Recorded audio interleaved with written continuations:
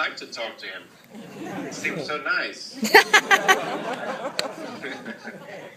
But I mean, I'm extremely happy that you're playing the film. I'm really happy to be back in Los Angeles, and we have to remember that what Dole did was a very aggressive scare tactics, and that also LA film festivals are also victims of this aggression. I don't really agree on all their decisions, but they're also victims in many ways, I would say. How did the original film come about? A Swedish filmmaker, making a film about bananas and Dole in a far-off land in another language. Well, we also consume a lot of bananas here in Sweden, so of course it's a food that we have on our breakfast table every day.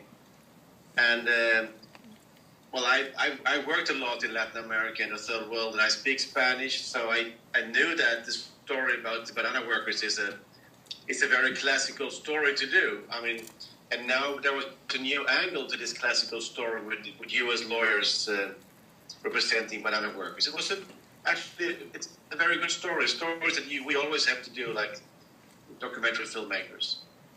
And what about their tactics during the making of the original films? Did you bump heads with them during the original film, or did they, just come after you after the film was done?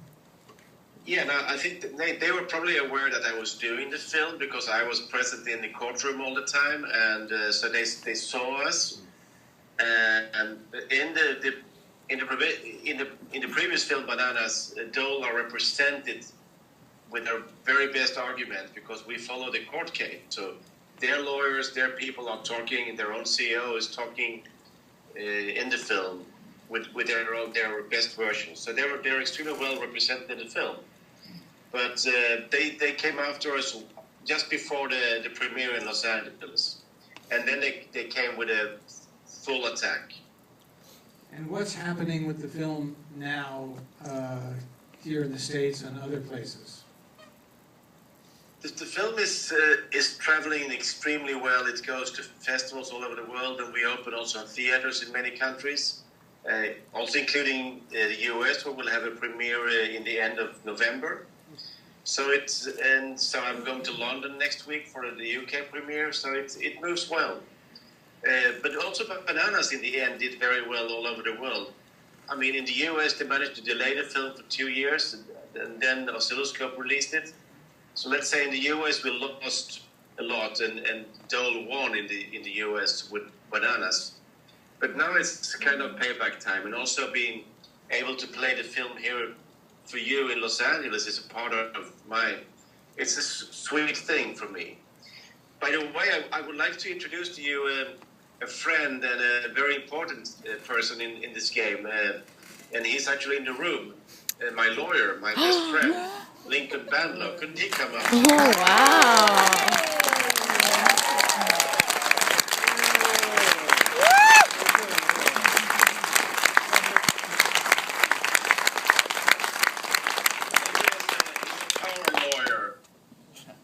And that's also now from Hollywood Reporter. So he's a top lawyer. So, and he's also good looking. Stop. It's good to see. I wish you were here. Hi, Lincoln. Do we have any questions from the audience? And John, you want to? Here, I'll take this. Thank you. I just have a question about the legal stuff that was going on. I vaguely recall that there was a lawsuit in front of Victoria Cheney in LA Superior Court against Dole on behalf of the Nicaraguan workers. Initially, I think the workers won. Then this business with their attorney and the lying went up on appeal, and I think she heard it because by then she was on the Court of Appeal, and she threw out the case. Is that right? Based on proof that the guy was a bad guy and that there was no sterility? I mean, what exactly is the truth behind the original allegations? What happened was, I don't know if this is working. What happened was it was split into 3 different cases. They took this large group of banana workers and they split it into 3 cases based on what kind of work the banana workers did. So the first case to go to trial was the Tellez case that was depicted in Frederick's movie Bananas. It was 12 plaintiffs, only 6 of them won, but they got a jury verdict, they got an award of punitive damages, and that went up on appeal. Dole appealed it. The second 2 cases were coming up to go to trial in front of Judge Cheney. And it was at that point that Dole came in and said they supposedly had these secret witnesses who would prove that this was really a fraud, that the plaintiffs had never worked there, or that they weren't sterile and they'd been recruited to lie and this sort of stuff. And they had all these secret witnesses who no one could cross-examine, who would say that they lied. And so she found that that had happened as to the 2 other cases, and threw those 2 other ones out. Then the Court of Appeal sent the first case back to her. Even though she was on the Court of Appeal, she went back down as a trial judge just to hear this matter. And she said, well, there might be some fraud, I'm not sure, but it's too tainted for me, I'm going to throw the whole thing out. So she threw the Tellez verdict out when it got back to her. But that's now back up on appeal because it was completely unfair. Turns out that this group of unknown people who are saying that these plaintiffs lied are actually a group of people in Nicaragua that are trying to negotiate their own separate settlement with Dole. And they don't want these plaintiffs to win, because the more they win, the less likely they can privately settle with Dole. So there's a whole long, twisted story of lies here, and it's going to be unfolding and be resolved hopefully someday. Thank you. Wow. I can add something here, because this week, I think just 2 days ago, Dole announced a settlement with a different U.S. law firm about the same kind of banana workers in Nicaragua, represented by a Miami firm. So, and Dole is starting to pay out money now to victims of this pesticide. So, so there is something happening now.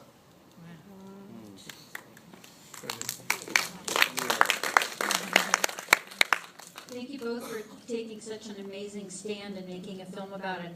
I'm wondering if you have followed other situations with other filmmakers, for example, Joe Berlinger and Crude, and the threats by the oil company against him and his film. And I just wanted to add very briefly that we did a film here in Los Angeles, The Last Stand: Struggle for Ballona Wetlands, right down the street, basically a few miles away, where the developer Playa Vista called San Jose PBS station and tried to keep our film off of the PBS network.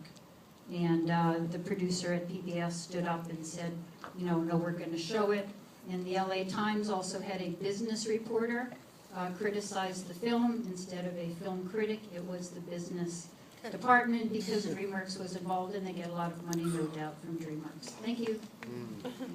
I could answer on the Joe Berlinger question, which I know very well. Actually, Dole and Chevron have the same law firm. And it was partly the same team that attacked us that also then later attacked Joe Berlinger. And the same kind of tactics they did against Joe Berlinger, which was a subpoena for his footage, for all his communication, they had tried on us 9 months earlier.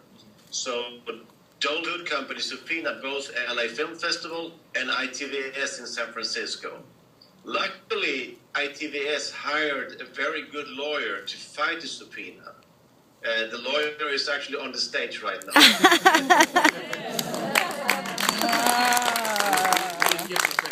Didn't give him a thing. No, we actually, Joe was kind enough to come out and talk after a premiere we had of this film in New York a few months ago. So we know Joe's story very well.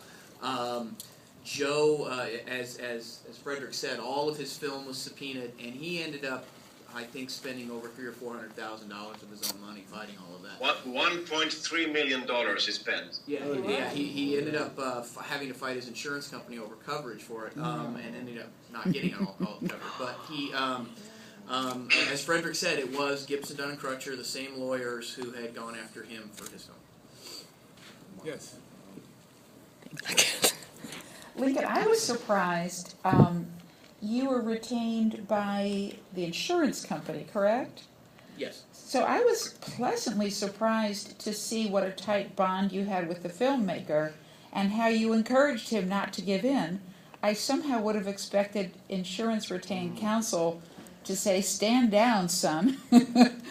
Well, Two things. One, I've always represented documentary filmmakers, so this, and I've always been a First Amendment lawyer, so this meant a lot to me to be involved in this film. As Frederick said, I first was involved in fighting off the subpoena against his distributors. He hadn't been sued yet, and when he got sued, I reached out to him and said, "You got to let me represent you. I got to work on this because this is outrageous." And so, you know, we became very close over the time, but. The other thing with trying to settle it out from an insurance company standpoint, there was no settlement to be had. What Dole wanted was stop the film.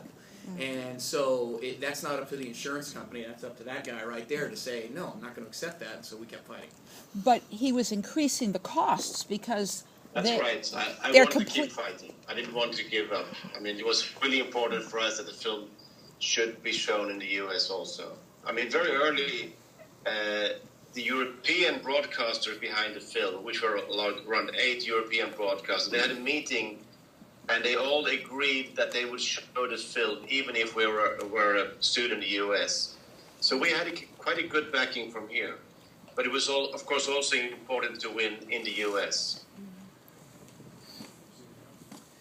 Great film, inspirational to documentary filmmakers. Looking forward to seeing Bananas. In the film, at the end, we saw that in Sweden there was the beginnings of somewhat of boycotting of purchasing Dole products. What did that continue? Is there movement anywhere globally that's boycotting Dole products? And is there much of a option for large retailers to purchase bananas or other fruit from anyone other than Dole or Chiquita? I never ever told people to boycott anything, but I try to tell people to buy fair trade. And here back in Sweden, the sale of fair trade bananas has more than doubled since the debate around my film, and it keeps growing a lot. And of course, Dole are losing business, and there was actually in the news this week in Sweden that grocers tell us that Dole are relabeling their bananas. Now they're putting a different brand on because they're losing business, and they have to try to sell their bananas under a different brand. In other countries, the debate has been on, but it's very hard to kind of reach that kind of level that we did in the US, because in Sweden, because it was really strong. But Dole are aware of this in many countries. So, and I was recently in New Zealand, and there was a big story there where Dole had put a new label on their bananas we called ethical choice. They did have to try to fight the sale of fair trade bananas, which was growing. So Dole are constantly under some kind of pressure, and that's good.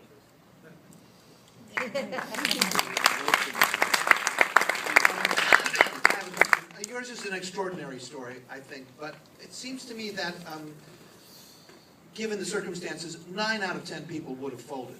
So my question is, what do you recommend as a sort of generic solution to prevent huge companies like Dole from simply being able to win in court because they have so much more money and power? Get insurance. Have insurance. No, I mean, look, it sounds tremendously self-serving here, but I would say get lawyers involved early in your film and make sure that you have a careful vetting process so that you don't have any legitimate concerns. But this was an illegitimate concern because there was nothing valid whatsoever to their lawsuit, and I think you have to just dig in. And look out there for friends, as Frederick had to do. Unfortunately, didn't find as many in the States as he might have liked to have found, but certainly found them in Sweden. Wouldn't you say, Frederick? If you have mighty enemies, you need many, many good friends. That's my best advice.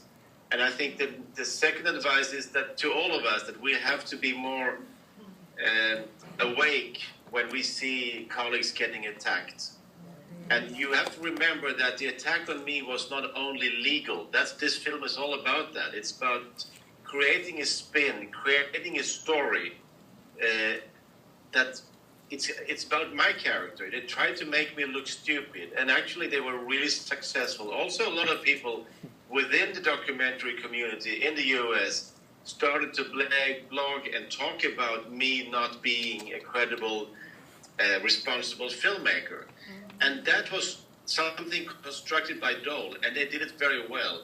So we also, as a community, have to be more critical when we see stories going out of filmmakers not doing